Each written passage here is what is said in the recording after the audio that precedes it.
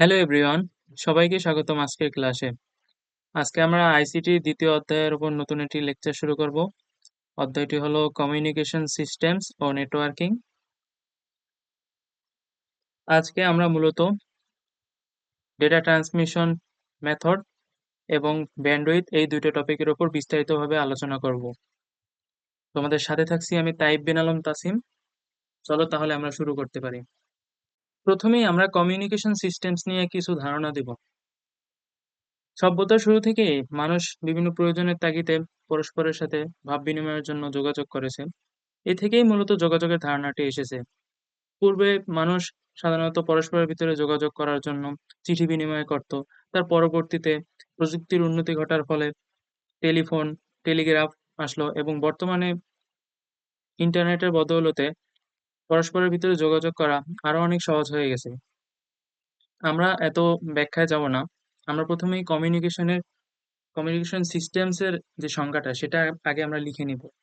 তাহলে communication systems কি সেটা আমরা বলতে পারি কোনো লক্ষ্য বা উদ্দেশ্য সাধনের জন্য বিভিন্ন ব্যক্তি কিংবা যন্ত্রের মধ্যে তথ্য আদান প্রদান করার যে প্রক্রিয়া সেটাই হলো কমিউনিকেশন সিস্টেমস।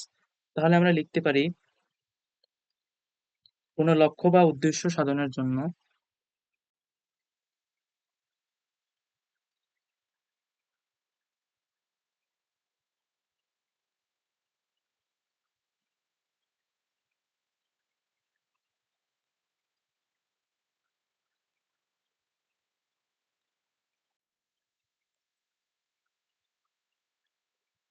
বিভিন্ন ব্যক্তি কিংবা যন্ত্রের মধ্যে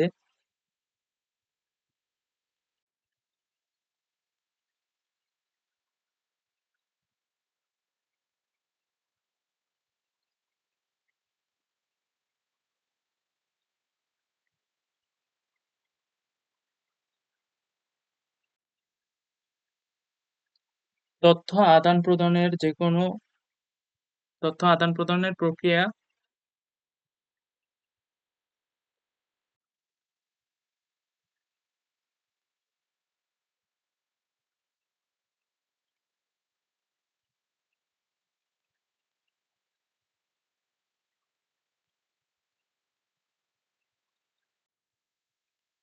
প্রক্রিয়াই হলো কমিউনিকেশন সিস্টেম।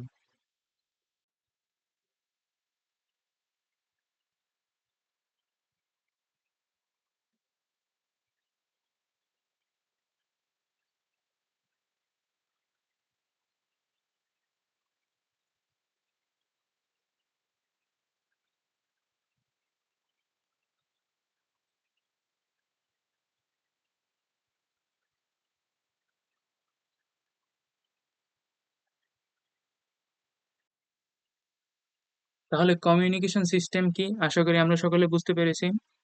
তাহলে আমরা পরবর্তী স্লাইডে যেতে পারি। এখন আমরা ডেটা কমিউনিকেশন নিয়ে ধারণা দিব। তথ্য আদান-প্রদানের জন্য দুইটা পয়েন্টের মধ্যে সংযোগ বা লিঙ্ক স্থাপনের প্রক্রিয়াটাই হচ্ছে মূলত ডেটা কমিউনিকেশন প্রক্রিয়া। মনে করো যে তুমি এবং তোমার বন্ধু এরা পরস্পরের ভিতরে কোনো একটা মাধ্যম ব্যবহার করে যোগাযোগ করার প্রক্রিয়াই হলো মূলত ডেটা কমিউনিকেশন। তাহলে আমরা ডেটা কমিউনিকেশনের সংজ্ঞায় লিখতে পারি তথ্য আদান-প্রদানের জন্য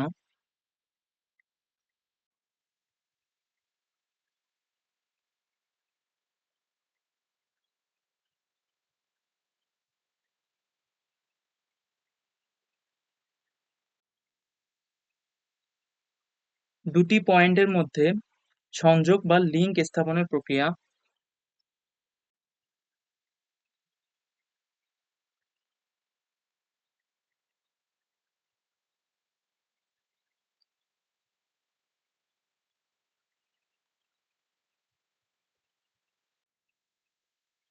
লিঙ্ক স্থাপনের প্রক্রিয়াই হলো ডেটা কমিউনিকেশন।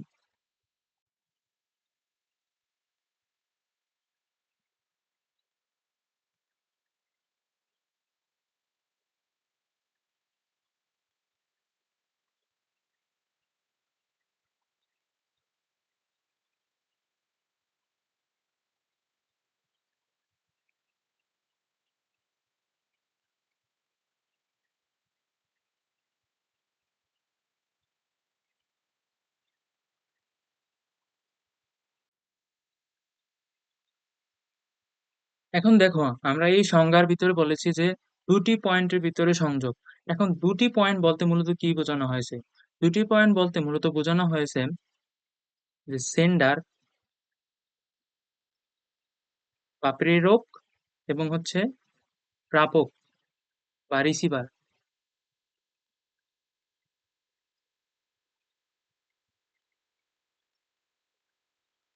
এর মধ্যে পরস্পরের মধ্যে যোগাযোগ। সেন্ডার এবং রিসিভারের মধ্যে পরস্পরের যোগাযোগই হচ্ছে মূলত ডেটা কমিউনিকেশন। নিচের যে ফ্লো চার্টটি দেখতে পাচ্ছ, এটা তোমাদের টেক্সট বুক থেকে কালেক্ট করা হয়েছে। এই ফ্লো চার্ট থেকে তোমাদেরকে ডেটা কমিউনিকেশনের বিভিন্ন অংশ সম্পর্কে আমি একটা ধারণা দিব। দেখো, ডেটা কমিউনিকেশনের জন্য আমাদের মূলত একটা উৎসের দরকার আছে। উৎস বলতে মূলত কি বোঝানো হয়েছে? শব্দ, ছবি এবং কথা ইত্যাদিকে। মনে করো তুমি তোমার বন্ধুর সাথে কথা বলছো, তাহলে কথা বললে আমরা মূলত কি বিনিময় করি? শব্দ বিনিময় করি। অথবা তুমি তোমার বন্ধুর কাছে ছবি পাঠাচ্ছ, সেটা এক ধরনের তথ্য। আর আর তোমার মোবাইলটা হলো সেই উৎস। তুমি সেই তথ্যগুলোকে তোমার মোবাইল থেকে তোমার বন্ধুর কাছে পাঠাবে। সেক্ষেত্রে শব্দ, ছবি, কথা যেহেতু উৎস, সেই উৎসকে আমরা ইনপুট ট্রান্সডিউসারের মাধ্যমে ট্রান্সফার করব। ইনপুট ট্রান্সডিউসার কি, সেই ব্যাপারটাতে আসি। ইনপুট ট্রান্সডিউসার হচ্ছে এমন একটা জিনিস যেটা তোমার যে তথ্যগুলো আছে, শব্দ, ছবি, কথা, এগুলোকে ইলেকট্রিক মাধ্যমে রূপান্তর করবে। কারণ আমরা জানি যে শব্দ, ছবি, কথা এগুলো তো ইলেকট্রিক মাধ্যমে অথবা অপটিক্যাল ফাইবারের মাধ্যমে, যে আলোক রশ্মি আছে, আলোক রশ্মির মাধ্যমে এক জায়গা থেকে অন্য জায়গায় ট্রান্সফার হয়। সেক্ষেত্রে এই শব্দ, ছবি, কথা এগুলো তো সরাসরি তোমার বন্ধুর কাছে যাবে না। এগুলোকে অবশ্যই আমাদেরকে অন্য একটা মাধ্যমে রূপ দিতে হবে। যেহেতু আমরা হয়তো ফাইবার অপটিক কেবলের মাধ্যমে পাঠাবো, বা হচ্ছে টুইস্টেড পেয়ার কেবলের মাধ্যমে পাঠাবো, এজন্য আমাদেরকে ইনপুট ট্রান্সডিউসারের মাধ্যমে এই যে শব্দ, ছবি, কথা আছে, একে আমরা ইলেকট্রিক সিগন্যালে রূপান্তর করব। ইনপুট ট্রান্সডিউসারের কাজ হচ্ছে এটা। ইনপুট ট্রান্সডিউসারের পরে তারপর আছে ট্রান্সমিটার। ট্রান্সমিটার কাজ করবে কি? ট্রান্সমিটার হচ্ছে সেন্ডার বা প্রেরক হতে ডেটাগুলো প্রাপকের কাছে পাঠাবে। আর ট্রান্সমিটার তো আমরা বুঝলাম। তাহলে এরপর আসি মিডিয়াম। এখন দেখো, তুমি যে ডেটাগুলো পাঠাবে, ডেটাগুলো পাঠানোর জন্য তো একটা মাধ্যমের দরকার পড়বে। দেখা গেল যে তুমি ফোনে তোমার বন্ধুর সাথে কথা বলছো, হয়তো তুমি বাসার ওয়াইফাই থেকে কথা বলছো। কারণ বাসার ওয়াইফাই মূলত কি, বাসার ওয়াইফাই কি দিয়ে কানেক্টেড? ফাইবার অপটিক কেবল দিয়ে কানেক্টেড পরস্পরের সাথে। তাহলে সেক্ষেত্রে মিডিয়াম হচ্ছে ফাইবার অপটিক কেবল। অথবা তুমি তোমার মোবাইলের সেলুলার ডেটা ইউজ করলে, সেলুলার ডেটা মূলত কি, মোবাইল নেটওয়ার্ক, সেটা ওয়্যারলেসলি কানেক্টেড টাওয়ারের সাথে। তাহলে সেক্ষেত্রে মিডিয়াম হলো কি, অবশ্যই টাওয়ার। তাহলে আমরা ট্রান্সমিটারও ক্লিয়ার হলাম, এবার মিডিয়াম ক্লিয়ার। তাহলে এর পরবর্তীতে আসি রিসিভার। তুমি যে ডেটাগুলো পাঠালে, সে ডেটাগুলো তো একজনকে রিসিভ করতে হবে। সেক্ষেত্রে তোমার বন্ধুর মোবাইল হচ্ছে রিসিভার। এই ডেটাগুলো ইলেকট্রিক মাধ্যমে অথবা হচ্ছে আলোক তরঙ্গ হিসেবে তোমার বন্ধুর ফোনের রিসিভারে গিয়ে পৌঁছাবে। এবার রিসিভারে পৌঁছানোর পরে সেগুলো তো সরাসরি আউটপুট হতে পারবে না। রিসিভারে আসা তথ্যগুলো কিন্তু মূলত হচ্ছে ইলেকট্রিক তরঙ্গ, অথবা হচ্ছে যে ফাইবার অপটিক কেবলের মাধ্যমে এসেছে, অথবা আলোক আলোক তরঙ্গ। এখন সেটিকে আউটপুট ট্রান্সডিউসার কাজ করবে কি, আউটপুট ট্রান্সডিউসার ওই ইলেকট্রিক সিগন্যালটিকে সে বাস্তবে রূপ দিবে। অর্থাৎ তুমি তোমার বন্ধুকে যে ছবি পাঠিয়েছো, বা তুমি তোমার বন্ধুর কাছে যে ভয়েস মেসেজ পাঠিয়েছো, এটা তো শুধু ছবি অথবা শব্দ অথবা কথা, সেটাকে তো বাস্তবে রূপ দিতে হবে। এই ইলেকট্রিক সিগন্যালকে এই আউটপুট ট্রান্সডিউসার হচ্ছে বাস্তবে রূপ দিবে। অর্থাৎ হচ্ছে যে শব্দ, ছবি, কথাতে রূপ দেবে। তাহলে আমরা বুঝতে পারলাম যে কিভাবে আমরা এই শব্দ, ছবি, কথা, এই তথ্যগুলো বিভিন্ন মাধ্যমে সেন্ডার থেকে রিসিভারের কাছে পাঠাতে পারি। এটাই হচ্ছে মূলত ডেটা কমিউনিকেশন। আশা করি আমরা সকলে বুঝতে পেরেছি।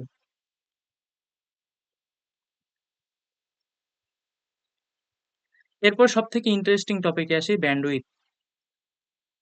আমরা তো বর্তমানে বাসাবাড়িতে সবাই ইন্টারনেট ব্যবহারে অভ্যস্ত। হয়তো অনেকের বাসায় ওয়াইফাই কানেকশন আছে। হয়তো তোমরা এখন আমার যে ক্লাসটি করছে, ক্লাসটি ওয়াইফাই দিয়ে করছে বা মোবাইল সেলুলার ডাটা দিয়ে করছে। তাহলে ওয়াইফাই, যখন আমরা ওয়াইফাই এর লাইন নিই, তখন হচ্ছে যে যে আমাদের যে ইন্টারনেট সার্ভিস প্রোভাইডার, তাদের কাছে কি বলে যে আমাকে আপনি 10 এমবিপিএস এর লাইন দেন বা 20 এমবিপিএস এর লাইন দেন। এখন এই যে 10 এমবিপিএস বা 20 এমবিপিএস, এই জিনিসটা মূলত কি? এই জিনিসটাই হচ্ছে ব্যান্ডউইথ। এখন ব্যান্ডউইথটা আমি তোমাদেরকে আরো ব্যাখ্যা করি। ব্যান্ডউইথ হচ্ছে মূলত কি? প্রতি সেকেন্ডে যে পরিমাণ ডেটা সেন্ডার থেকে রিসিভারের কাছে যায়, সেটাই হচ্ছে মূলত ব্যান্ডউইথ। তুমি তোমার বাসায় 10 এমবিপিএস লাইন বলতে কি বুঝো? 10 এমবিপিএস, মনে করো তুমি তোমার বন্ধুর কাছে একটা ছবি পাঠালে, সেই ছবিটার সাইজ হলো 10 এমবি। সেক্ষেত্রে 1 সেকেন্ডে ছবিটি সেন্ড হবে। এই 10 এমবিপিএস এর মূল কথা হচ্ছে এটা, যে প্রতি সেকেন্ডে 10 মেগাবিট ডেটা এক স্থান থেকে অন্য স্থানে ট্রান্সফার হবে। তাহলে আমরা ব্যান্ডউইথের সংখ্যাটা লিখতে পারি কি, যে প্রতি সেকেন্ডে প্রেরক থেকে প্রাপকের কাছে যে পরিমাণ ডেটা স্থানান্তর হয় তাকে ব্যান্ডউইথ বলে। তাহলে আমরা ব্যান্ডউইথের সংখ্যাটা লিখে দেই।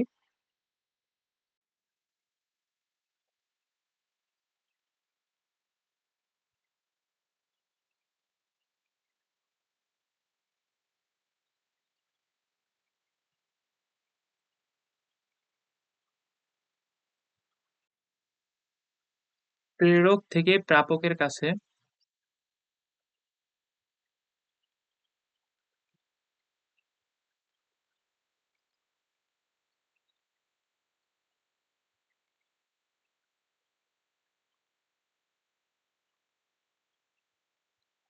স্থানান্তর হয় তাকে ব্যান্ডউইথ বলে।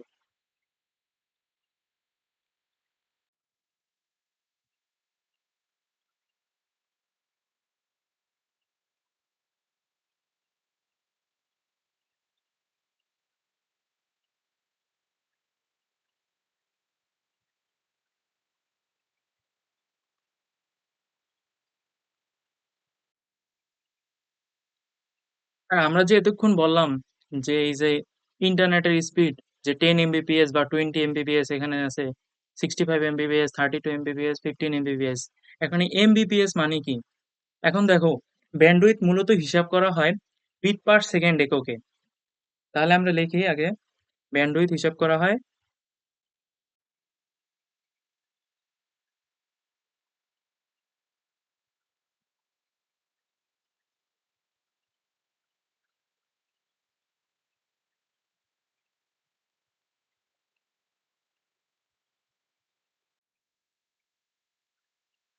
বিট পার সেকেন্ড,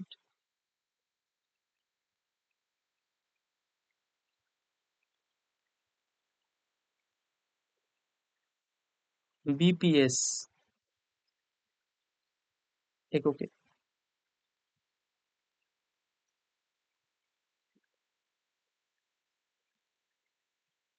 এখন এই যে এমবিপিএস, এমবিপিএস, এমবিপিএস মানে কি সেটা একটু তোমাদের কাছে এক্সপ্লেইন করি। এমবিপিএস, এমবিপিএস হচ্ছে, এর ফুল মিনিং হচ্ছে মেগাবিট পার সেকেন্ড।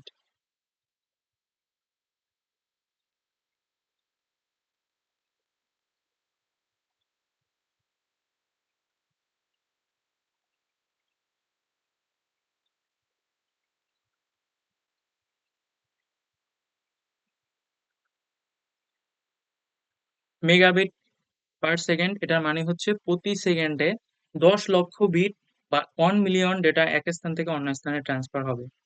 এখন এমবিপিএস এর আগে আমাদের আগে জানা দরকার কেবিপিএস। আমরা কেবিপিএস এর সাথে অনেকে অভ্যস্ত, যে দেখা গেছে যে একটা ছবি তুমি তোমার বন্ধুর কাছে পাঠালে, ছবিটার সাইজ হচ্ছে 100 100 কেবি। সেটা সেটার যে ডেটা এক স্থান থেকে অন্য স্থানে ট্রান্সফার হবে, যদি 1 সেকেন্ডে ট্রান্সফার হয়, তাহলে আমরা বলবো যে তোমার ইন্টারনেট স্পিড হচ্ছে 100 কেবিপিএস। তাহলে কেবিপিএস জিনিসটা কি, সেই জিনিসটা আগে আমরা হিসাব করি।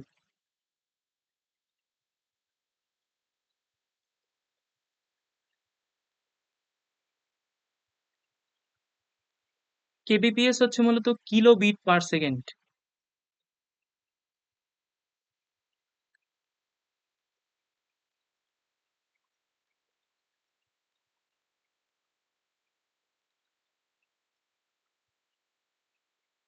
কিলো মানে কি? কিলো মানে তো আমরা সবাই জানি হাজার, মানে 1 সেকেন্ডে 1000 বিট ট্রান্সফার হবে। কিন্তু এটার মূল সংখ্যাটা হচ্ছে মূলত 1024 বিট।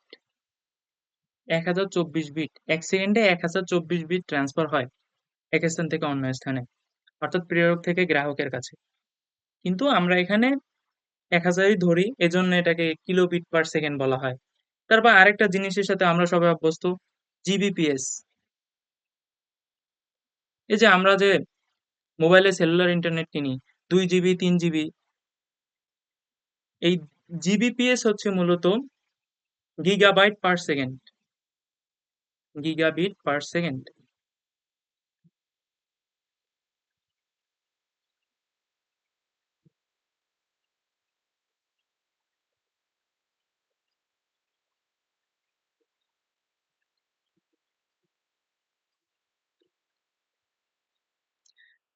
জিবিপিএস বা গিগাবিট পার সেকেন্ড এটা হচ্ছে প্রতি সেকেন্ডে 1 বিলিয়ন বিট যদি প্রেরক থেকে গ্রাহকের কাছে ট্রান্সফার হয় সেটাকে বলা হয় gigabit per second.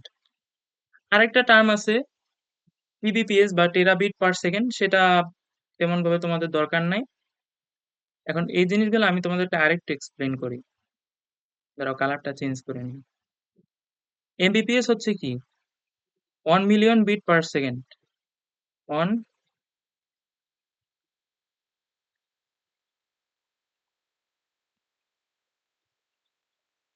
Bit per second সংক্ষেপে লিখি। আর কেবিপিএস মানে কি, 1000 বিট, 1000 বিট পার সেকেন্ড। আর হচ্ছে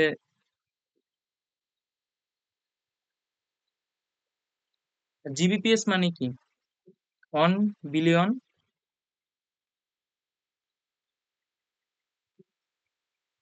বিট পার সেকেন্ড।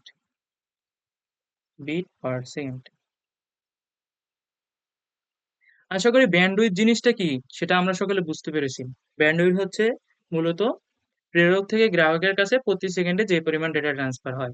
তোমাদের এই সংজ্ঞাটা দেখা গেছে পরীক্ষাতে সৃজনশীলের ক নম্বরে আসতে পারে। এখন আমরা আজকের ক্লাসের সব থেকে গুরুত্বপূর্ণ টপিক ডেটা ট্রান্সমিশন মেথড নিয়ে আলোচনা করব। ডেটা ট্রান্সমিশন মেথডটা কি, মেথড মানে কি, মেথড মানে তো আমরা সকলে জানি, মেথড মানে হচ্ছে প্রক্রিয়া। তাহলে ডেটা ট্রান্সমিশন মেথডটা হবে মূলত কি, ডেটা আদান প্রদানের প্রক্রিয়া। তাহলে আমরা সকলে ডেটা ট্রান্সমিশন মেথডের সংজ্ঞাটা সুন্দরভাবে বলতে পারি যে ডেটা কমিউনিকেশনে এক ডিভাইস হতে অন্য ডিভাইসে ডেটা বিটের বিন্যাসের মাধ্যমে স্থানান্তর হওয়ার প্রক্রিয়াই হচ্ছে ডেটা ট্রান্সমিশন মেথড। তাহলে আমরা লিখে দেই, ডেটা কমিউনিকেশনে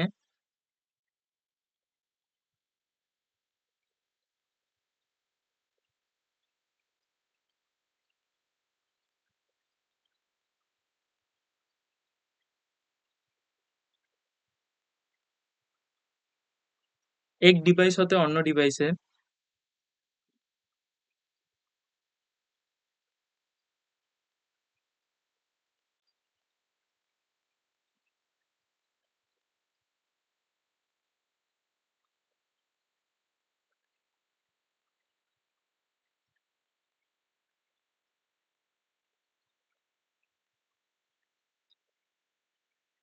ডেটা বিটের বিন্যাসের মাধ্যমে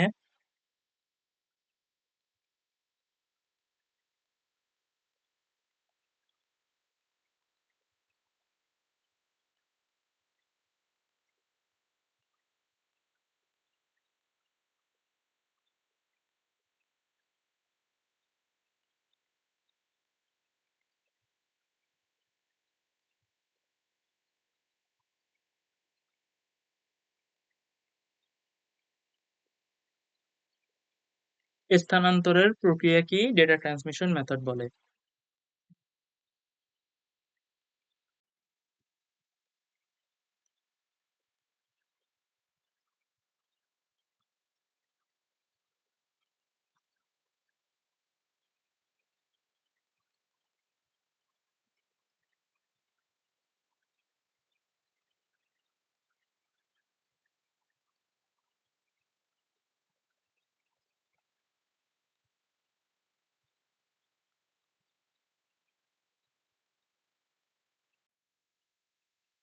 আর বিটের বিন্যাসের উপর ভিত্তি করে ডেটা ট্রান্সমিশন মেথডকে আমরা দুই ভাবে ভাগ করতে পারি: প্যারালাল ডেটা ট্রান্সমিশন এবং সিরিয়াল ডেটা ট্রান্সমিশন। তাহলে আমরা লিখতে পারি যে বিটের বিন্যাসের ভিত্তিতে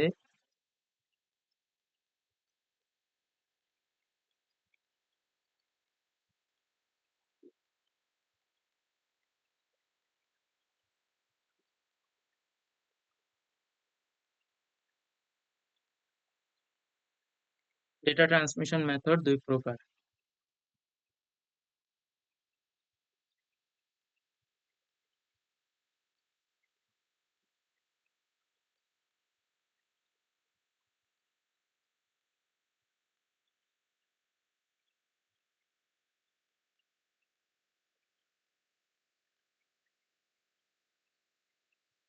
1 নম্বরে হলো প্যারালাল ডেটা ট্রান্সমিশন,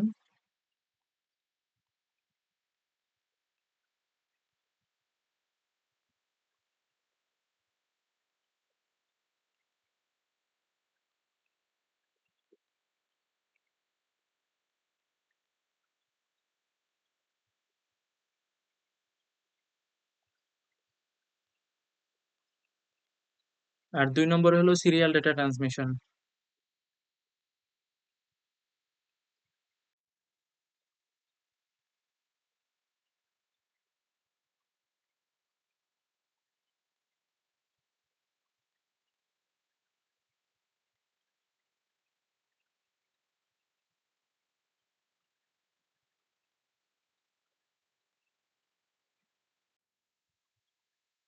তাহলে আমরা আবার একটু রিপিট করি, ডেটা ট্রান্সমিশন মেথড মূলত কি?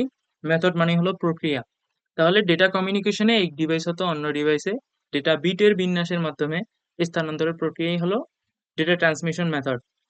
আর বিটের বিন্যাসের ভিত্তিতে ডেটা ট্রান্সমিশন মেথডকে আমরা দুইটা ভাবে ভাগ করতে পারি: 1 নম্বরে হলো প্যারালাল ডেটা ট্রান্সমিশন এবং 2 নম্বরে হলো সিরিয়াল ডেটা ট্রান্সমিশন। আমরা এখন প্যারালাল ডেটা ট্রান্সমিশন এবং সিরিয়াল ডেটা ট্রান্সমিশন সম্পর্কে বিস্তারিতভাবে জানবো। আমরা এখন আলোচনা করব প্যারালাল ট্রান্সমিশন নিয়ে। প্যারালাল শব্দের অর্থ কি? প্যারালাল শব্দের অর্থ হচ্ছে সমান্তরাল। তাহলে প্যারালাল ট্রান্সমিশন বলতে আমরা বুঝি যে প্রেরক থেকে গ্রাহকের কাছে সবগুলা ডেটা একসাথে গিয়ে পৌঁছাবে। দেখো এখানে কিন্তু অনেকগুলো লাইন। আর আমরা জানি যে একটা ক্যারেক্টারকে যদি আমরা বাইনারি কোডে রূপান্তর করি তাহলে সেটা 8টা বিট তৈরি হয়। মনে করো যে এই যে মনে করো 2 একটা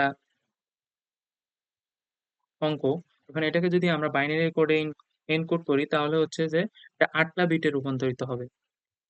আর এখানে আমাদের দেখো 8টা লাইন আছে, অর্থাৎ 8টা তার। 8টা তার দিয়ে প্রেরক থেকে গ্রাহক পরস্পর যুক্ত আছে। তাহলে একটা ক্যারেক্টার খুব দ্রুতভাবে প্রেরক থেকে গ্রাহকের কাছে সরাসরি পৌঁছে যাবে, যেহেতু আমাদের 8টা ক্যারেক্টার একসাথে গিয়ে পৌঁছায়। আর প্যারালাল ডেটা ট্রান্সমিশনের মূল কথাটাই হচ্ছে এটা এটা 8টা ক্যারেক্টার একসাথে ট্রান্সফার করবে খুব দ্রুতভাবে। তাহলে আমরা প্যারালাল ট্রান্সমিশনের সংজ্ঞাটা আমরা লিখতে পারি যে ডেটা ট্রান্সমিশন পদ্ধতিতে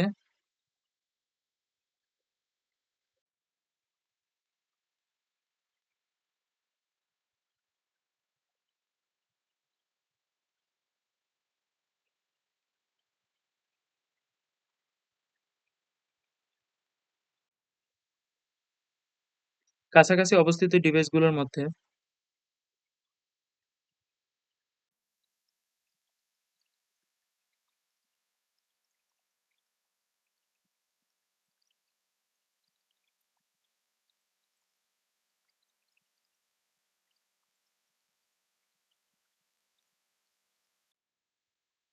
একটি ক্যারেক্টারের সবগুলো বিট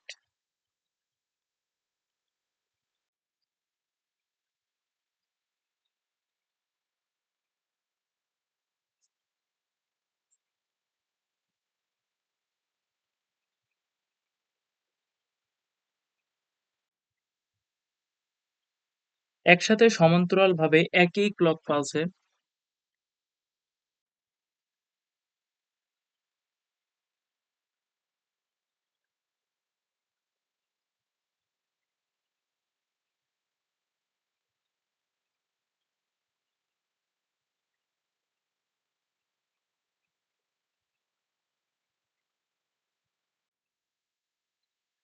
স্থানান্তরিত হয় তাকে প্যারালাল ট্রান্সমিশন বলে।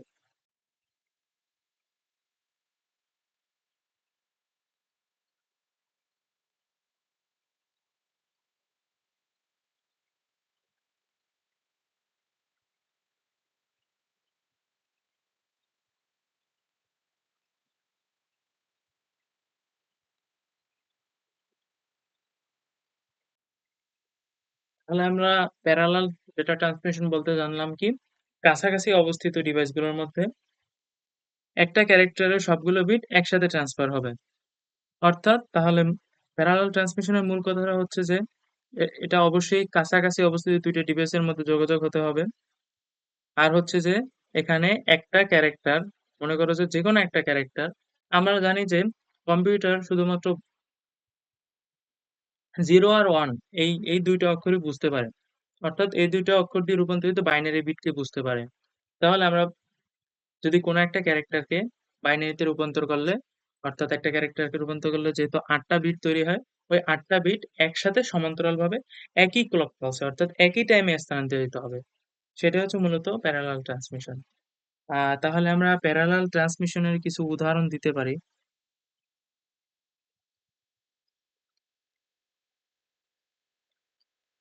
কিছু উদাহরণ দেই।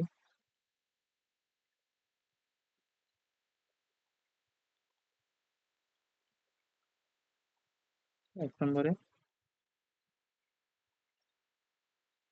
কম্পিউটারে ব্যবহৃত প্যারালাল প্রিন্টার, কম্পিউটারে ব্যবহৃত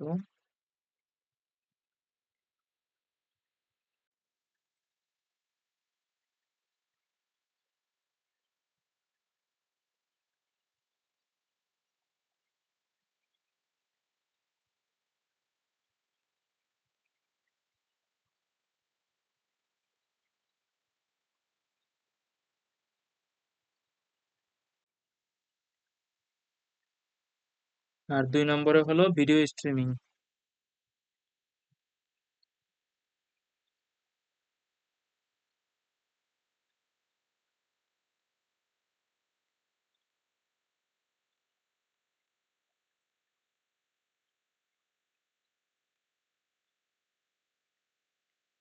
আর এই চিত্রটা নিয়ে একটু আলোচনা করে, এই চিত্রটা তোমাদের বই থেকেই কালেক্ট করা। এখানে দেখো প্রেরক আর এটা হচ্ছে গ্রাহক। আর প্রেরক এবং গ্রাহকের মধ্যে এই যে ৮টা তার দিয়ে কানেক্ট করা আছে, অর্থাৎ ৮টা বিট একাধিক মাধ্যম যেহেতু দেওয়া আছে তাহলে ৮টা বিট একসাথেই পাস হতে পারবে।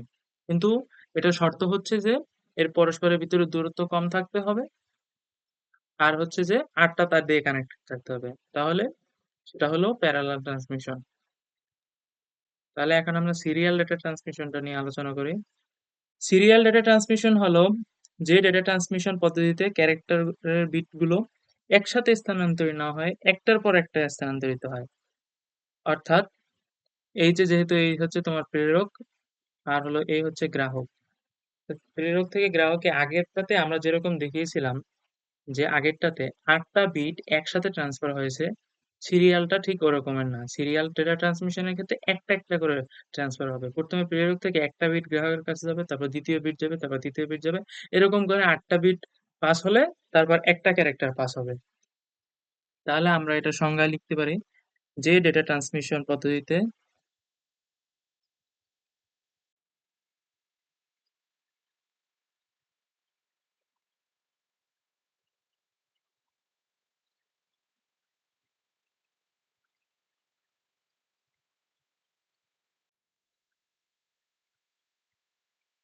ক্যারেক্টারের বিটগুলো একসাথে স্থানান্তরিত না হয়ে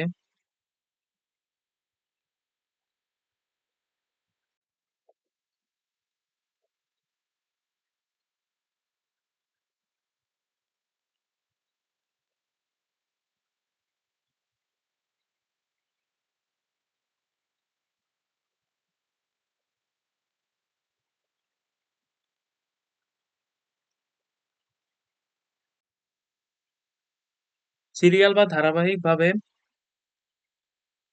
দূরে অবস্থিত কোনো ডিভাইসে স্থানান্তরিত হয়।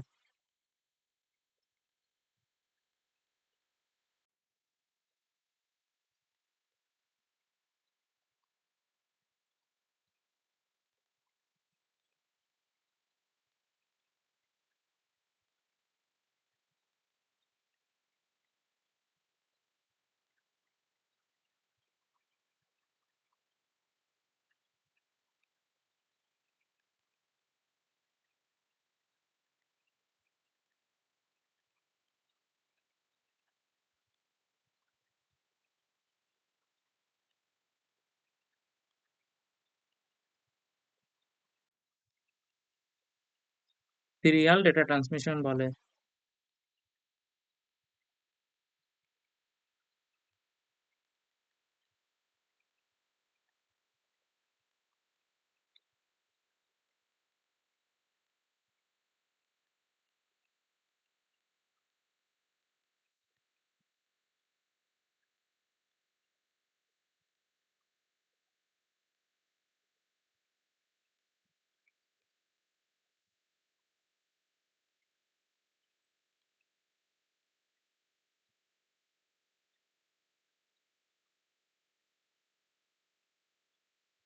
তাহলে সিরিয়াল ডেটা ট্রান্সমিশন বলতে আমরা বুঝি কি, যে একটা ক্যারেক্টারকে ভাঙলে আমরা পাই কি 8টা বিট পাই।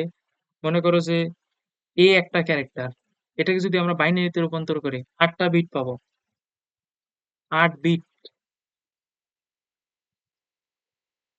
প্যারালাল ট্রান্সমিশনে আমরা দেখেছি যে 8টা বিট একসাথে ট্রান্সফার হয়, আর এখানে 8টা বিট একটার পর একটা ট্রান্সফার হয়। তাহলে অবশ্যই এটাতে সময় বেশি লাগবে। আর হচ্ছে এটার একটা স্পেশাল ফিচার হচ্ছে, এখানে এখানে হচ্ছে যে তোমার একটা তারের মাধ্যমে ট্রান্সফার হবে, অর্থাৎ তারও তত বেশি লাগলো না। আগেরটাতে আমরা দেখেছি 8টা তার লাগতো 8টা বিট ট্রান্সফারের জন্য, আর এখানে একটা তার লাগছে। তাহলে তার সাশ্রয় হয়েছে। প্লাস হলো যে এটার একটা স্পেশাল ফিচার হচ্ছে, এটা অনেক দূরবর্তী কোনো গ্রাহকের কাছে খুব সহজে পাঠানো যায় যেটা। এখন আমরা আসি সিরিয়াল ডেটা ট্রান্সমিশনের প্রকারভেদ নিয়ে।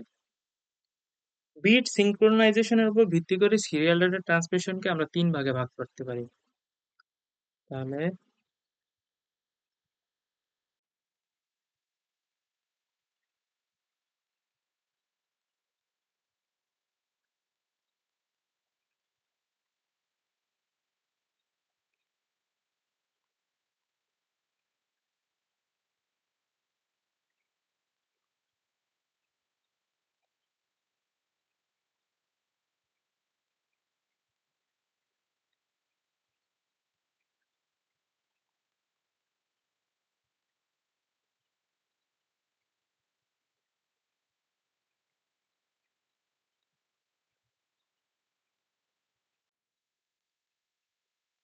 1 নম্বর হলো অ্যাসিনক্রোনাস।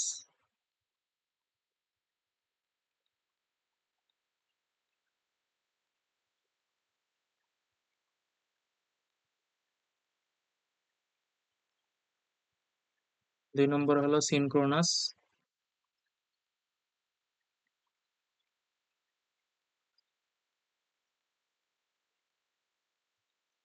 আর 3 নম্বর হলো আইসোক্রোনাস।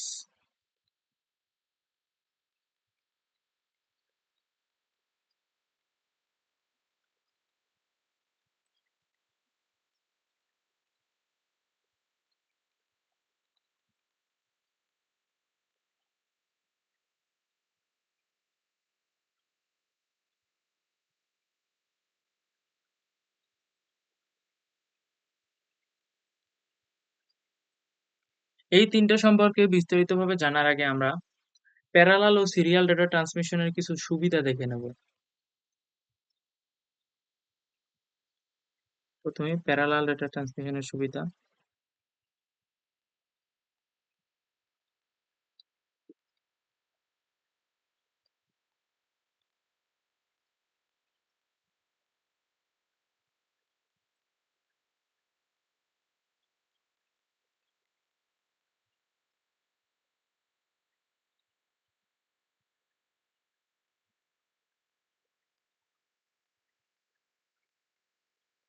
এবং এর সাথে কিছু অসুবিধাও দেখে নেব।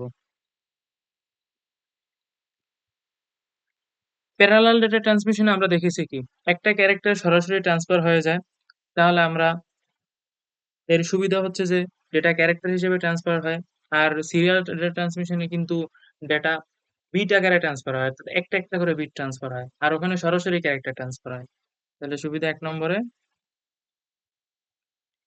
ডেটা ক্যারেক্টার হিসেবে স্থানান্তরিত হয়।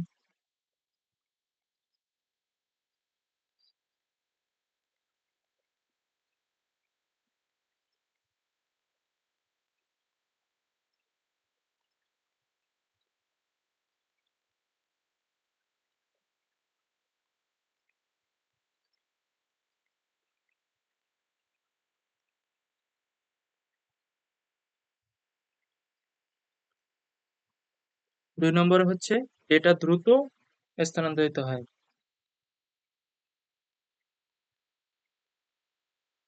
কারণ আমরা কিন্তু ওখানে দেখিয়েছিলাম যে এখানে ৮ টা তার দিয়ে কানেক্টেড থাকে। অর্থাৎ ৮ টা বিট একসাথে ট্রান্সফার করতে পারে। তাই ডেটা খুব দ্রুত স্থানান্তরিত হয়।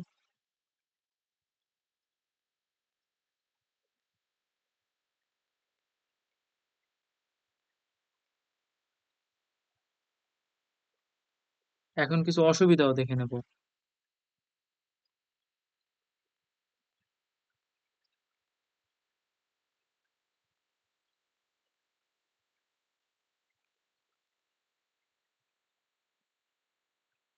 প্রথমে হলো দূরবর্তী স্থানে ব্যবহারযোগ্য নয়। অর্থাৎ দূরবর্তী স্থানে ডেটা ট্রান্সমিশনের ক্ষেত্রে।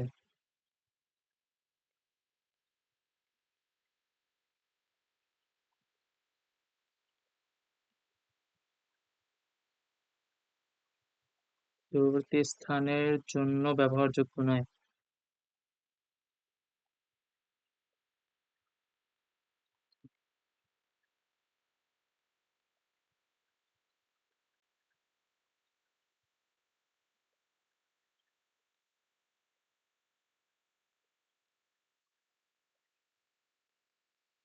আর ২ নম্বরে হচ্ছে ব্যয়বহুল। নির্মাণ ব্যয়বহুল। বা শুধু লিখে দেই এটি ব্যয়বহুল। কারণ হচ্ছে দেখো এখানে কিন্তু প্যারালাল ট্রান্সমিশনের ক্ষেত্রে কিন্তু আমরা অনেকগুলো তার ইউজ করছি। আর সিরিয়াল ডেটা ট্রান্সমিশনে কিন্তু আমরা একটা মাত্র তার ব্যবহার করি। তাহলে এটা অবশ্যই ব্যয়বহুল হবে।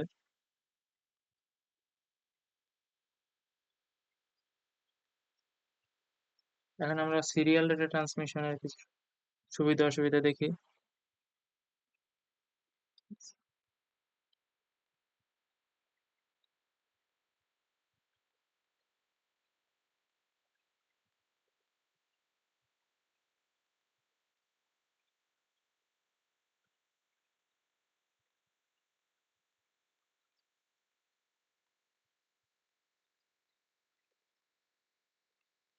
সুবিধা,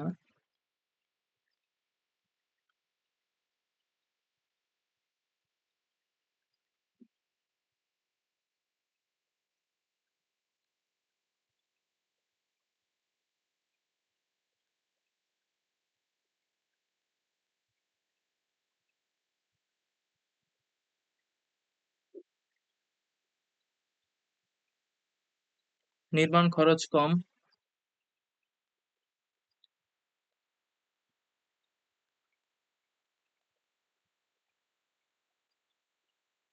যেহেতু একটা মাত্র তার ব্যবহার করা হয়।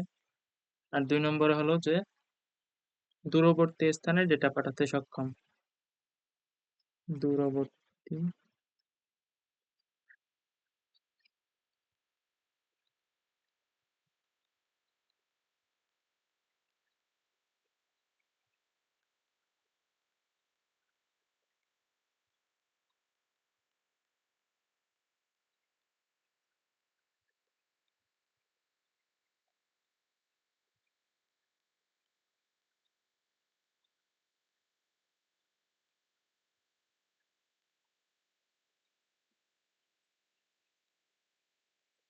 আর এর অসুবিধা হচ্ছে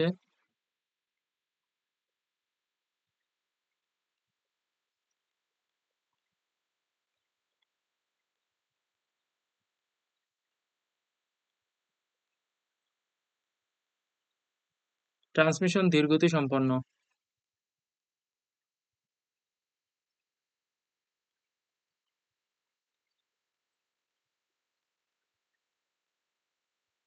ট্রান্সমিশন ধীর গতি সম্পন্ন।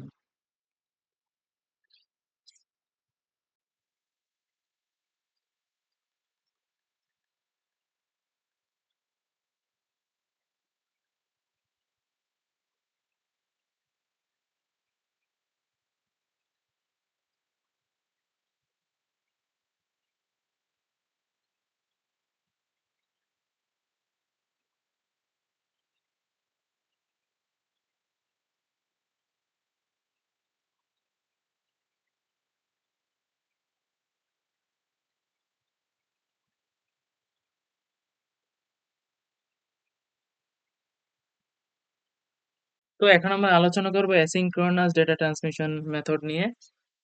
অ্যাসিঙ্ক্রোনাস ডেটা ট্রান্সমিশনটা হলো যে এই ট্রান্সমিশন মেথডে তোমার ডেটা সমূহ হচ্ছে ক্যারেক্টার বাই ক্যারেক্টার ট্রান্সফার হয়। অর্থাৎ হচ্ছে যে একটা একটা করে ক্যারেক্টার ট্রান্সফার হবে। এটা সংজ্ঞাটা আগে লিখি, তারপর তোমাদেরকে আমি বিস্তারিতভাবে বোঝাচ্ছি। যে পদ্ধতিতে কম্পিউটার হতে প্রেরক হতে যে পদ্ধতিতে প্রেরক হতে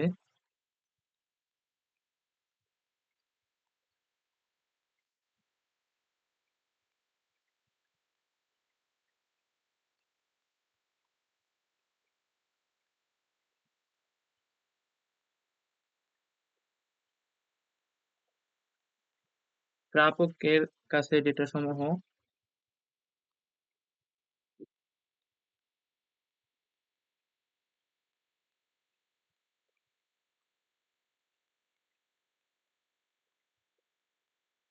ক্যারেক্টার বাই ক্যারেক্টার স্থানান্তরিত হয়।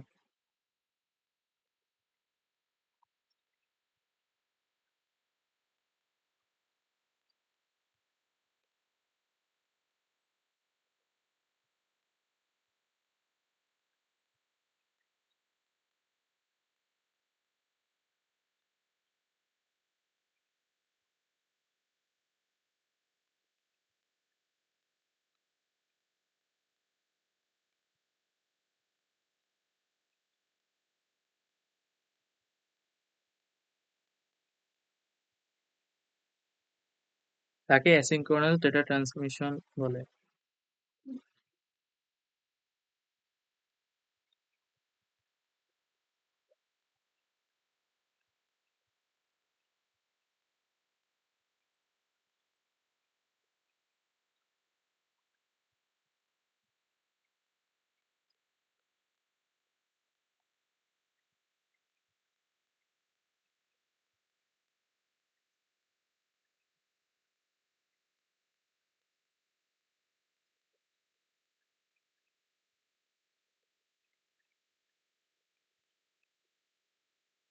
আর এর উদাহরণ হচ্ছে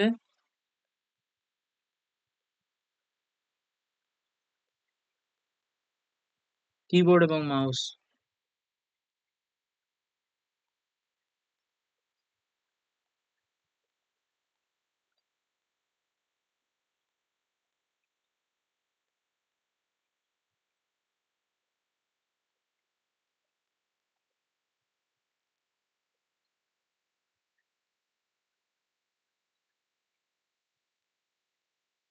অ্যাসিঙ্ক্রোনাস ডেটা ট্রান্সমিশনের একটা স্পেশাল সুবিধা হচ্ছে যে প্রেরক যখন খুশি ডেটা প্রেরণ করতে পারে এবং গ্রাহক সবসময় সেই ডেটা গ্রহণ করার জন্য প্রস্তুত থাকে।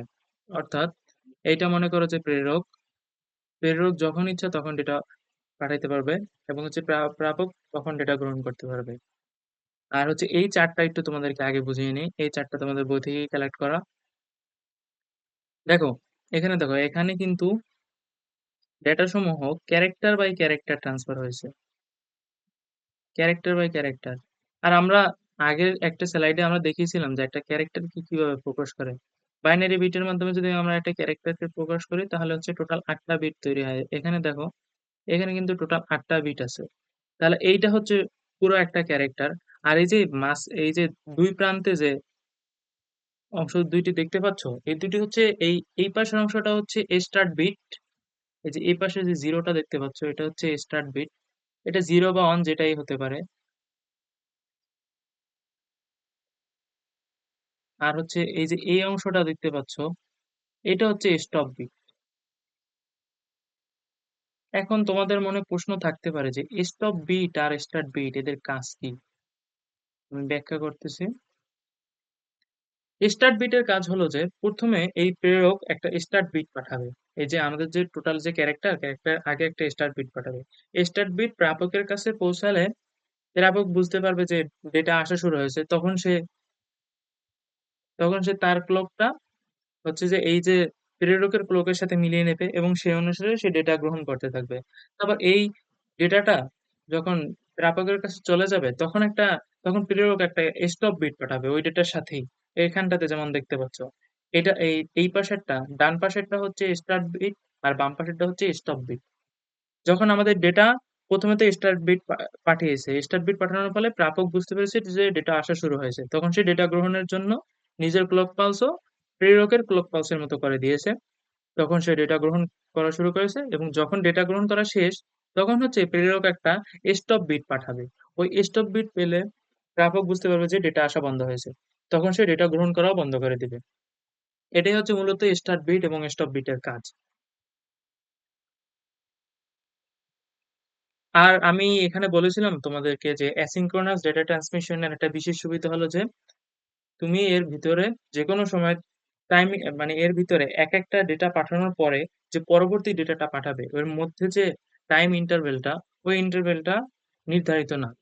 যেমন এই দেখো, এই যে প্রথমে একটা ডেটা পাঠানো হয়েছে, তারপরে এই যে মাঝখানে যে ফাঁকা অংশটা দেখতে পাচ্ছ, এটা হচ্ছে টাইম ইন্টারভেল। আর হচ্ছে এই যে এরপর আরেকটা ডেটা, এবার আবার আরেকবার টাইম ইন্টারভেল। আর হচ্ছে এটার উদাহরণ যে কিবোর্ড এবং মাউস, এটা থেকে আমরা এই টাইম ইন্টারভেলের ব্যাপারটা আমরা আরো বিস্তারিতভাবে আলোচনা করতে পারি। ধরো তুমি কিবোর্ড থেকে একটা ওয়ার্ড তুমি টাইপ করলা, টাইপ করলা। এখন টাইপ করার পর পরবর্তীতে তুমি যদি টাইপ করো, এখন থেকে টাইপ করার ভিতরে তুমি ইচ্ছা মতো তুমি টাইম ইন্টারভেল নিতে পারো। মনে করো যে তুমি টাইপ করলা, তুমি ইচ্ছা করলে 1 ঘন্টা পরে বা একদিন পরেও তুমি গিয়ে টাইপ করতে পারবা। তুমি তোমার ইচ্ছা মতো সময় বিরতি নিতে পারবা। কিন্তু এই যে যেটাকে আমরা বলেছি বিরতিকাল এখানে বলা হয়েছে, বা ডিলে টাইম, তুমি তোমার ইচ্ছা মতো বিরতিকাল নিতে পারবা। আর হচ্ছে সিঙ্ক্রোনাস ডেটা ট্রান্সমিশনে কিন্তু সেই জিনিসটা আলাদা, সেটা আমরা পরবর্তীতে আলোচনা করব। তাহলে আমরা এই জিনিসটা আরেকবার রিপিট করি। অ্যাসিঙ্ক্রোনাস ডেটা ট্রান্সমিশনটা হচ্ছে যে প্রেরক থেকে প্রাপকের কাছে ডেটা সমূহ ক্যারেক্টার বাই ক্যারেক্টার ট্রান্সফার হবে।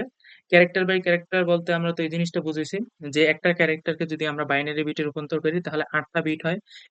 এখানে টোটাল 8টা বিট আছে এবং এর দুই প্রান্তে এদের এই যে ডান পাশে থাকবে স্টার্ট বিট। স্টার্ট বিটের কাজ কি? স্টার্ট বিট যখন প্রাপকের কাছে যাবে তখন প্রাপক বুঝতে পারবে যে ডেটা আসা শুরু হয়েছে, তখন সে তার নিজের ক্লককে প্রেরকের ক্লকের সাথে মিলিয়ে নেবে।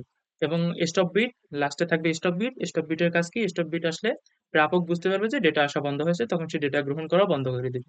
আর এটার স্পেশাল ফিচার হচ্ছে তুমি তোমার ইচ্ছে মতো বিরতিকাল নিতে পারবা। মানে একটা একটা ডেটা ট্রান্সফারের পর, একটা বিট ট্রান্সফারের পর তুমি পরবর্তী বিটটা তুমি, সরি, একটা ক্যারেক্টার ট্রান্সফারের পর পরবর্তী ক্যারেক্টারটা তুমি কতক্ষণ পরে ট্রান্সফার করবে সেটা সম্পূর্ণটাই তোমার নিজের উপর নির্ভরশীল।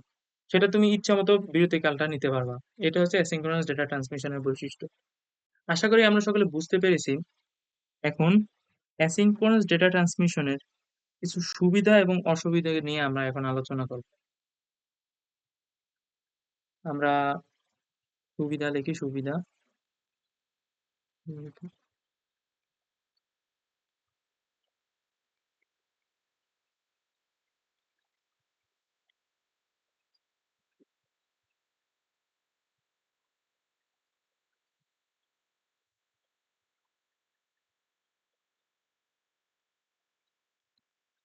1 নম্বরে, কাছাকাছি অবস্থিত কম্পিউটারের মধ্যে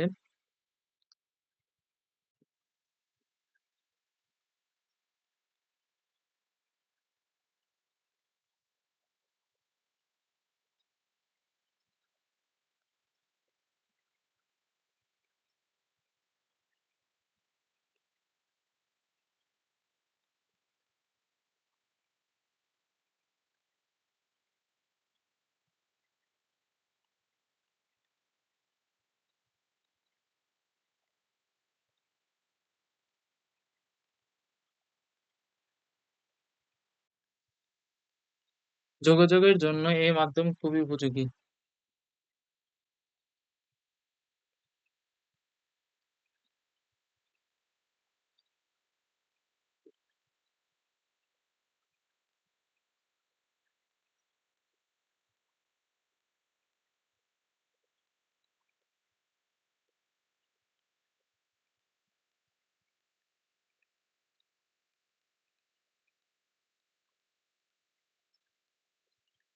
দেন 2 নম্বরে, এতে প্রেরক যে কোনো সময় ডেটা পাঠাতে পারে।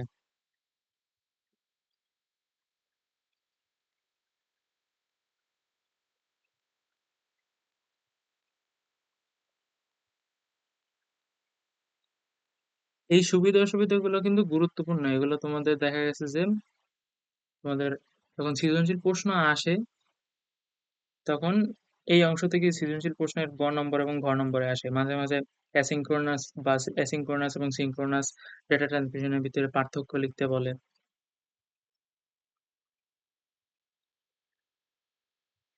ডেটা পাঠাতে পারে।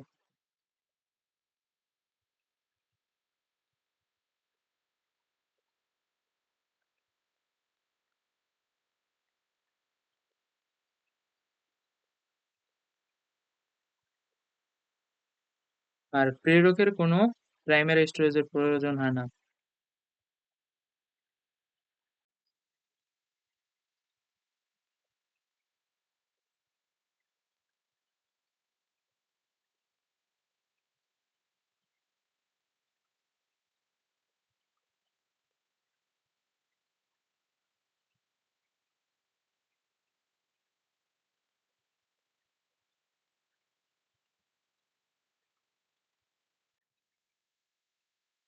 ৪ নম্বরে ইনস্টলেশন খরচ কম এবং জটিল সার্কিট ছাড়াই বাস্তবায়ন করা যায়। ইনস্টলেশন খরচ কম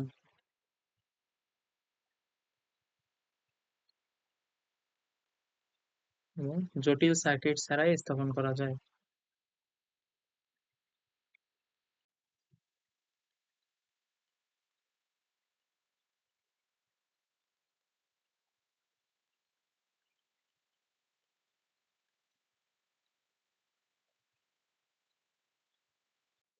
আমরা এখন কিছু অসুবিধা নিয়ে আলোচনা করি।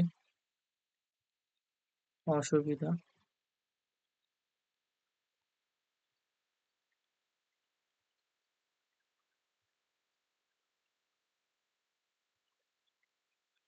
প্রতি ক্যারেক্টারের সাথে একটি করে স্টার্ট বিট ও স্টপ বিট প্রেরণ করতে হয়। প্রতি ক্যারেক্টারে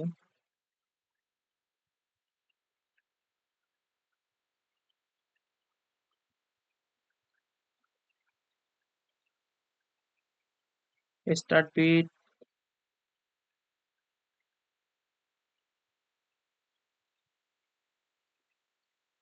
ও স্টপ বিট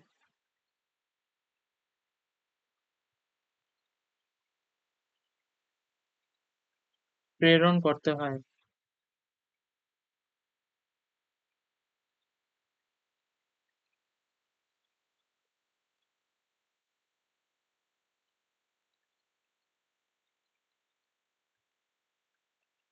২ নম্বরে একবারে বেশি ডেটা পাঠানো যায় না।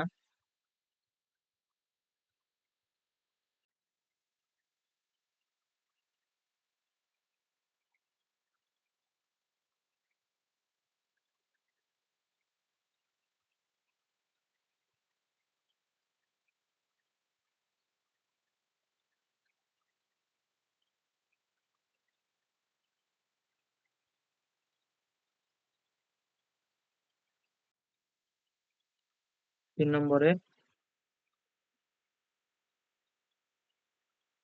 এতে ট্রান্সমিশনের গতি কম।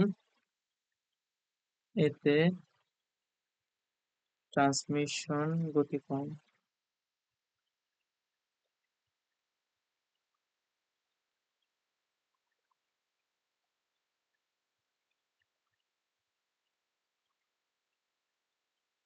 ৪ নম্বরে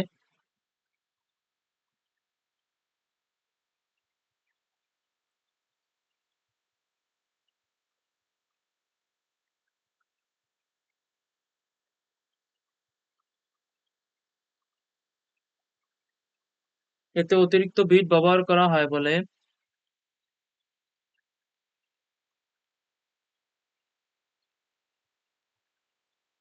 অতিরিক্ত বিট ব্যবহৃত হয় বলে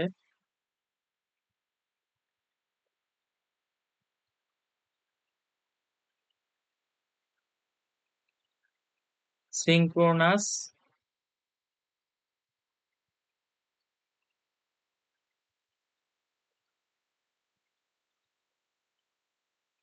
মেথডের চেয়ে দক্ষ কম, দক্ষতা কম, মেথড থেকে দক্ষতা কম। এখন আমরা আলোচনা করব synchronous data transmission. Synchronous data ট্রান্সমিশনের ক্ষেত্রে প্রথমে এই প্রেরক থেকে প্রাপকে যখন আমরা ডেটা পাঠাবো, প্রেরকের যে প্রাইমারি স্টোরেজ আছে, প্রাইমারি স্টোরেজে আগে ডেটা জমা হবে। এর পরবর্তীতে বিভিন্ন ব্লকে ভাগ হয়ে তারপর প্রাপকের কাছে ডেটা পৌঁছাবে। তাহলে এটার সংজ্ঞা হচ্ছে যে পদ্ধতিতে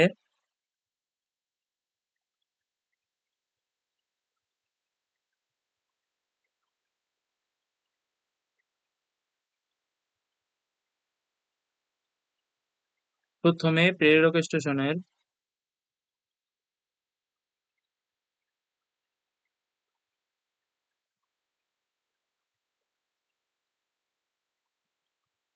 প্রাইমারি স্টোরেজে ডেটা জমা হয়,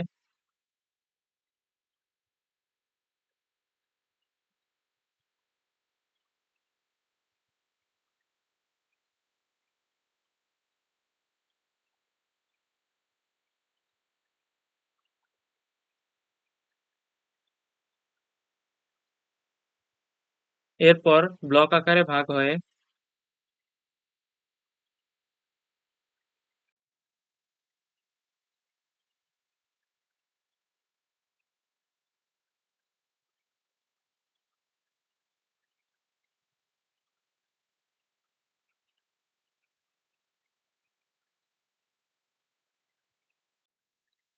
সমান বিরতিতে প্রতিবারে একটি করে ব্লক ট্রান্সমিট হয়।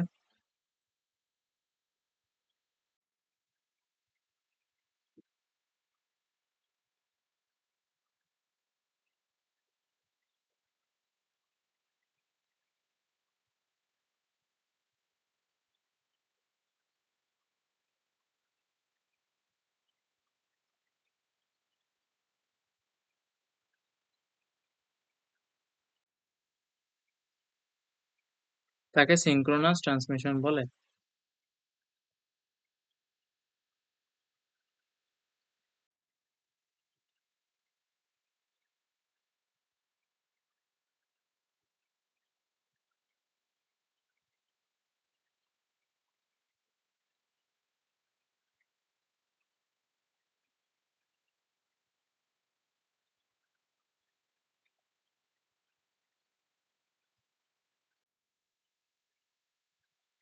সিঙ্ক্রোনাস ট্রান্সমিশনে তাহলে আমার মূল শর্ত কি?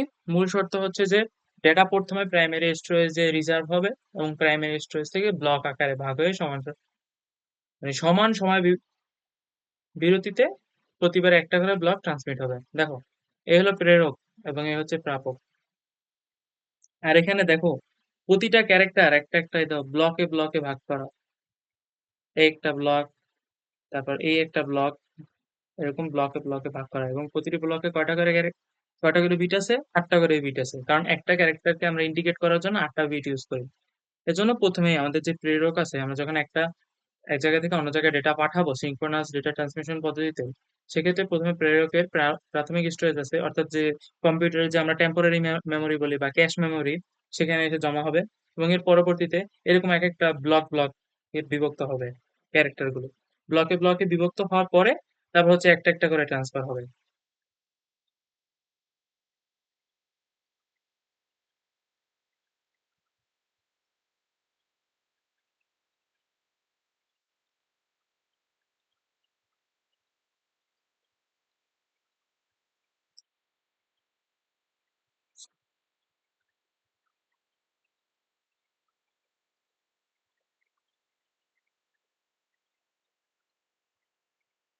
এবং এই ডেটা ট্রান্সমিশনের একটা বিশেষ বৈশিষ্ট্য হচ্ছে যে এটা হচ্ছে বিরতিহীন ট্রান্সমিশন।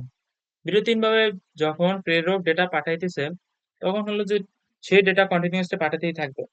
আর হচ্ছে এই সিঙ্ক্রোনাস ডেটা ট্রান্সমিশন এবং অ্যাসিঙ্ক্রোনাস এর মধ্যে মেইন ডিফারেন্স ছিল, অ্যাসিঙ্ক্রোনাস এর ভিতরে কিন্তু আমরা দেখেছি যে যে একটা ডেটা পাঠানোর পর পরবর্তী ডেটা পাঠানোর মধ্যবর্তী যে টাইম ইন্টারভ্যাল, ওটা কিন্তু অনির্দিষ্ট থাকে। আমি আমার ইচ্ছা মতো টাইম ইন্টারভ্যাল নিতে পারবো, কিন্তু এই সিঙ্ক্রোনাস ডেটা পদ্ধতিতে তুমি যখন কতগুলো ক্যারেক্টার পাঠাবে, সর্বপ্রথমে তো এটি এটি অস্থায়ী মেমোরিতে জমা হবে।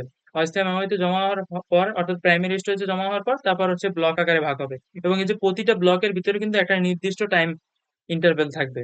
ওরকম অ্যাসিঙ্ক্রোনাস সিস্টেমের মতো কিন্তু অনির্দিষ্ট টাইম ইন্টারভেল থাকবে না।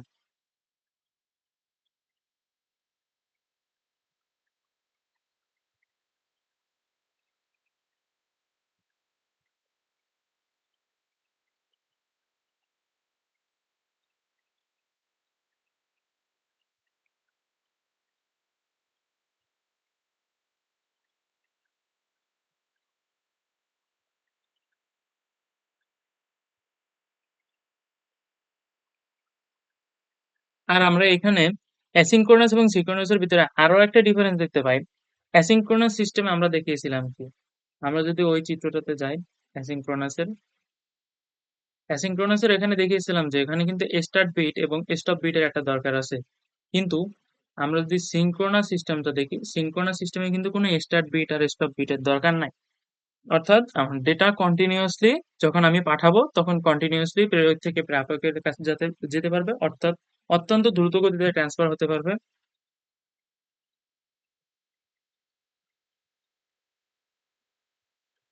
আর হচ্ছে যে এটার কিছু উদাহরণ আমরা দিতে পারি,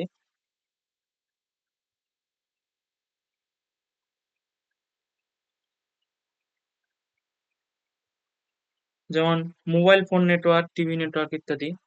মোবাইল নেটওয়ার্ক, টিভি নেটওয়ার্ক,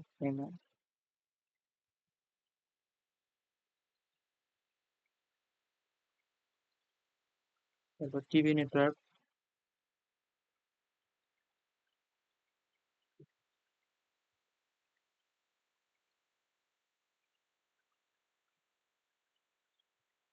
আমরা এখন সিঙ্ক্রোনাস ডেটা ট্রান্সমিশনের কিছু সুবিধা অসুবিধা দেখবো।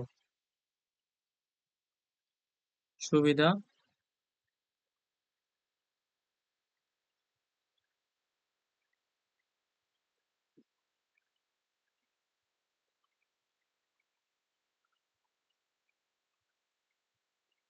1 নম্বরে হলো যে টাইম ইন্টারভেলের প্রয়োজন হয় না, তার মানে ডেটা পাঠাতে ডিলে হয় না, টাইম ইন্টারভেলের প্রয়োজন হয় না।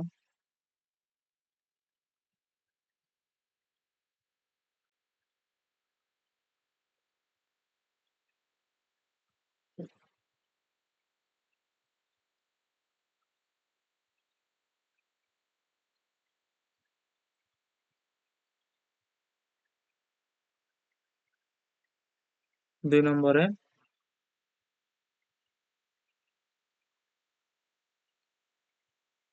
স্টার্ট ও স্টপ বিট যেহেতু নাই, তাহলে ট্রান্সমিশনের গতি অনেক দ্রুত,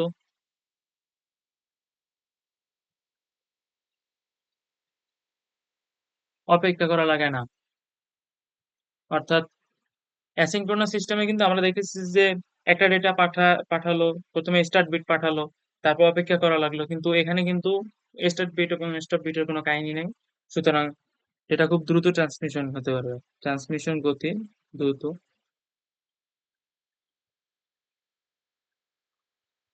3 নম্বরে এর দক্ষতা অ্যাসিঙ্ক্রোনাস ট্রান্সমিশনের চেয়ে বেশি। দক্ষতা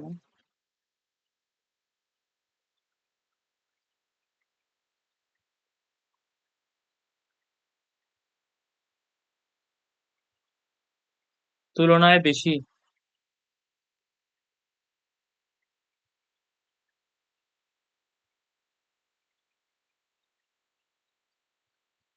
আর 4 নম্বরে আমরা লিখতে পারি সময় তুলনামূলক কম লাগে, ডেটা ট্রান্সফার টাইম কম লাগে।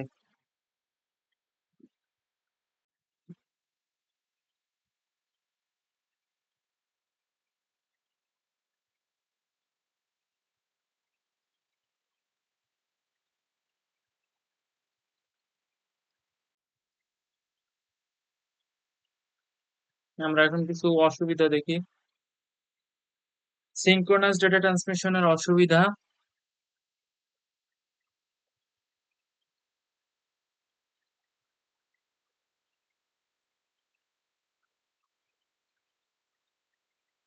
1 নম্বর হইলো যে প্রাইমারি স্টোরেজের দরকার পড়ে।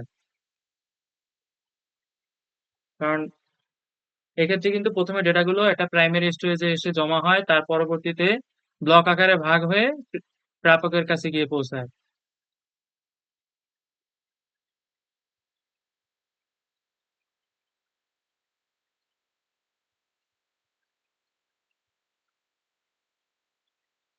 2 নম্বরে তুলনামূলক ব্যয়বহুল।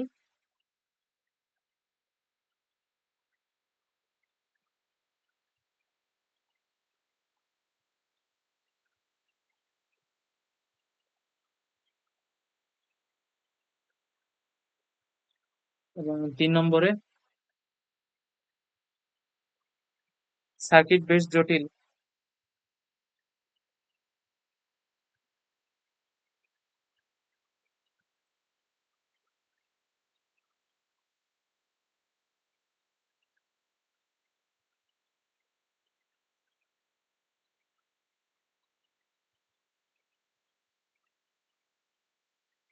আশা করি আমরা সকলে বুঝতে পারছি। এখন আমরা পরবর্তী টপিকে যেতে পারি। পরবর্তী টপিক হচ্ছে আইসোক্রোনাস ডেটা ট্রান্সমিশন।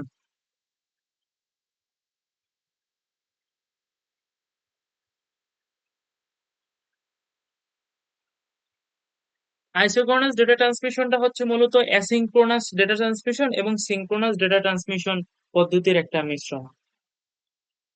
আর এই পদ্ধতিতে দেখা যাচ্ছে যে অ্যাসিঙ্ক্রোনাস পদ্ধতি যে স্টার্ট বিট এবং স্টপ বিটের মাঝখানে সিঙ্ক্রোনাস পদ্ধতির ব্লক আকারে ডেটা ট্রান্সমিশন হয়।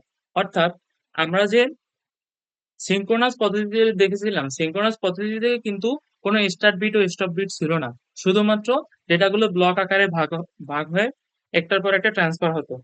আর হচ্ছে যে আমরা অ্যাসিঙ্ক্রোনাসে দেখেছি যে স্টার্ট ও স্টপ বিটের দরকার আছে। আর এই আইসোক্রোনাস হচ্ছে ওই দুইটারই মিশ্রণ।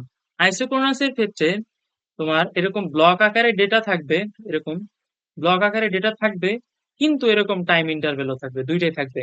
আমরা কিন্তু সিনক্রোনাসে দেখেছিলাম ব্লক আছে কিন্তু কোনো টাইম ইন্টারভেল নাই, কিন্তু আইসোক্রোনাসের ক্ষেত্রে ব্লকও থাকবে, টাইম ইন্টারভেলও থাকবে।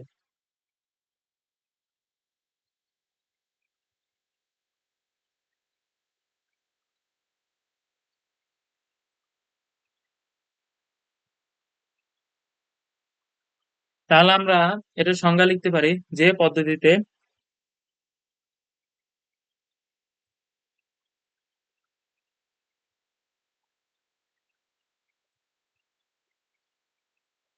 প্রেরক ও প্রাপকের মধ্যে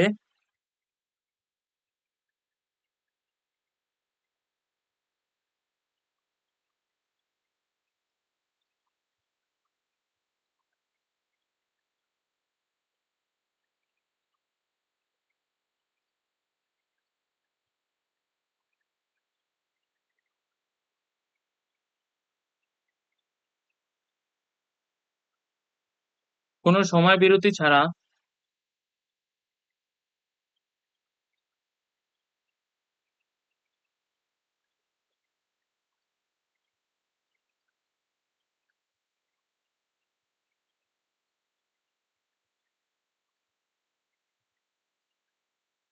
ব্লক আকারে ডেটা সমূহ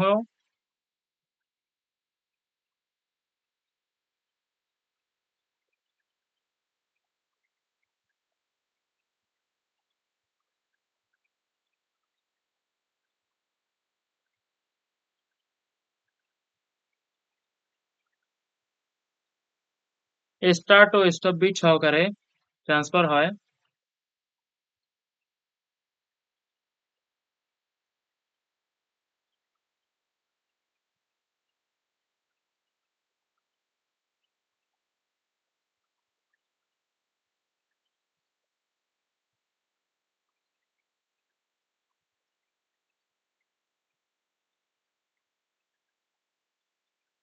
তাকে আইসোক্রোনাস ডেটা ট্রান্সমিশন বলে।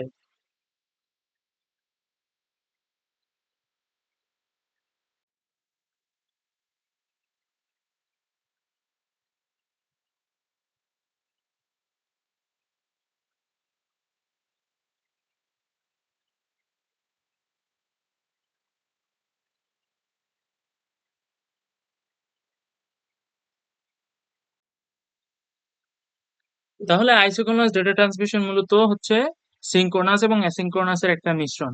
আমরা অ্যাসিঙ্ক্রোনাসের ভিতরে দেখেছি কি, অ্যাসিঙ্ক্রোনাস সিস্টেমে হচ্ছে আমাদের ডেটাগুলো ক্যারেক্টার বাই ক্যারেক্টার ট্রান্সফার হবে এবং টাইম ইন্টারভ্যাল থাকবে এবং স্টার্ট কোড ও স্টপ কোড থাকবে। আর সরি, স্টার্ট স্টার্ট বিট এবং স্টপ বিট থাকবে। আর আর সিঙ্ক্রোনাস সিস্টেমে দেখেছি, সিঙ্ক্রোনাস সিস্টেমে ডেটা সমূহ ব্লক আকারে ভাগ হবে, প্রাইমারি স্টোরেজের দরকার হবে এবং ব্লক আকারে প্রেরক থেকে প্রাপকে ট্রান্সফার হবে।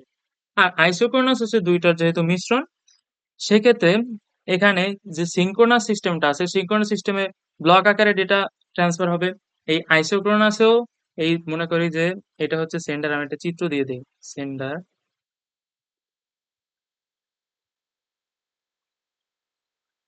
আর এটা হলো রিসিভার।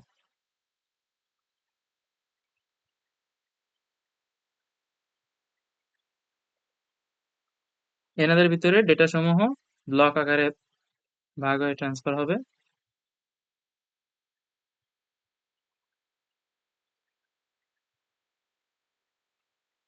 এরকম ধরো কয়েকটা ব্লক আকারে, আমি ভিতরে সংখ্যাগুলো নাই দিলাম, এরকম কয়েকটা ব্লক আকারে ট্রান্সফার হবে।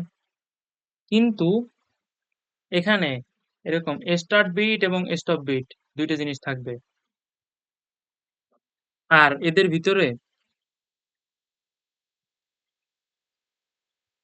কোনো প্রকার সময় বিরতি কিন্তু থাকবে না।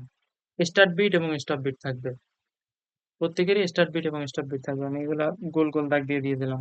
Start bit stop bit, start bit stop bit থাকবে এবং হচ্ছে এদের ভিতরে কোনো টাইম ইন্টারভেল থাকবে না। তাহলে আমরা আশা করি সকলে বুঝতে পেরেছি।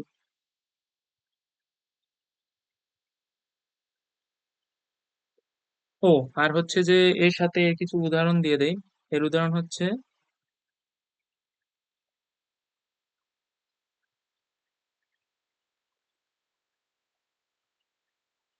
অডিও বা ভিডিও কল বা multimedia communication. Audio video call, audio অথবা ভিডিও কল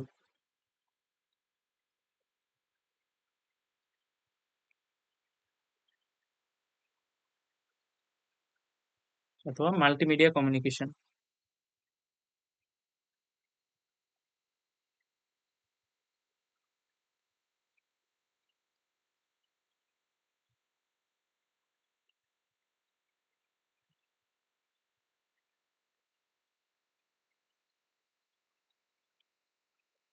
আর এই আইসোক্রোনাস ডেটা ট্রান্সমিশন সিস্টেমটা সাধারণত রিয়েল টাইম অ্যাপ্লিকেশনে বেশি ব্যবহৃত হয়। এখন রিয়েল টাইম অ্যাপ্লিকেশন বলতে কি বোঝায়, মানে রিয়েল টাইম হচ্ছে যে তুমি একই টাইমে প্রেরক এবং প্রাপক, উম, তোমরা পরস্পর সাথে সরাসরি ভাবে যুক্ত আছো। যেমন অডিও বা ভিডিও কলের ক্ষেত্রে মনে করো তুমি তোমার বন্ধুকে অডিও বা ভিডিও কল দিয়েছো, সেক্ষেত্রে কিন্তু তোমরা দুজনে কিন্তু সরাসরি ভাবে পরস্পরের সাথে যুক্ত আছো এবং সরাসরি একজন একজনের সাথে তথ্য বিনিময় করছো। আর এই মাল্টিমিডিয়া কমিউনিকেশন, এই জিনিসটা তোমরা তোমরা হয়তো বুঝতে পারবে, তোমরা যদি কখনো বিভিন্ন কনসার্টে দেখে থাকো, কনসার্টে বিভিন্ন জায়ান্ট স্ক্রিন ব্যবহার করা হয়। এই জায়ান্ট স্ক্রিনে দেখা গেছে তিনটা চারটা ক্যামেরা লাগানো থাকে। সেই তিনটা চারটা ক্যামেরার যে ভিডিওগুলো কিন্তু একসাথে লাইভ হতে থাকে। দেখা গেছে যে প্রথমে একটা ক্যামেরা লাইভ দেখালো, হঠাৎ করে আবার দ্বিতীয় ক্যামেরা লাইভ দেখায়। এটাই হচ্ছে মূলত রিয়েল টাইম ডেটা ট্রান্সমিশন। আর এই রিয়েল টাইম ডেটা ট্রান্সমিশনের ক্ষেত্রে এই আইসোক্রোনাস ডেটা ট্রান্সমিশন সিস্টেমটা ব্যবহার করা হয়। অর্থাৎ প্রথমে আমার প্রথম ক্যামেরা দেখানো হলো, তারপর হঠাৎ করে তৃতীয় ক্যামেরা ডেটা দেখানো হলো। এটাই হচ্ছে মূলত রিয়েল টাইম ডেটা ট্রান্সমিশন। তাহলে আশা করি আমরা সকলে বুঝতে পেরেছি। আজকের ক্লাসটা এই পর্যন্তই। ভিডিওটি তোমাদের কেমন লাগলো তোমরা কমেন্ট বক্সে জানাতে পারো কোনো মন্তব্য থাকলে। আর যদি ভিডিওটি ভালো লেগে থাকে লাইক করতে পারো, চাইলে বন্ধু বান্ধবদের মাঝে শেয়ার করতে পারো এবং আমাদের চ্যানেলে যদি নতুন হয়ে থাকো চ্যানেলটা সাবস্ক্রাইব করতে পারো। সবাই ভালো থেকো। আসসালামু আলাইকুম।